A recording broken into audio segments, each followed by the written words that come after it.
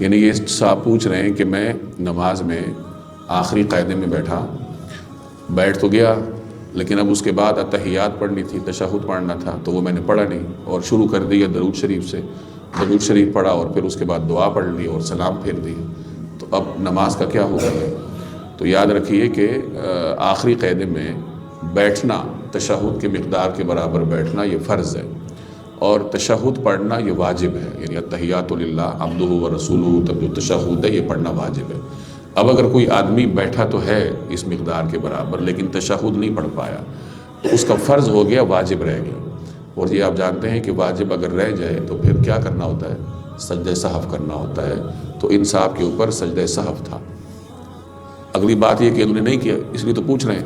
تو یہ بھی سمجھ لیں کہ اگر کسی آدمی نے سجدہ سہو نہیں کیا، کسی کے اوپر سجدہ سہو تھا اور وہ سجدہ سہو نہیں کر پایا، اب اس کی کئی صورتیں ہیں۔ ایک صورت تو یہ ہے کہ اس نے دونوں سلام پھیر دیے،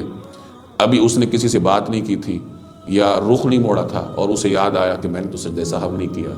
تو اسے چاہیے کہ فوراً دو سجدے کر لے سجدہ سہو کے، اور پھر تحیات پڑھ کے سلام پھیر دے، تو گویا اس کی تلافی ہو جائے گی۔ لیکن اگر کسی آدمی نے بات کر لی یا رخ موڑ لیا یا بعد میں کہیں یاد آیا کہ میں نے تو سجدہ سہو نہیں کیا،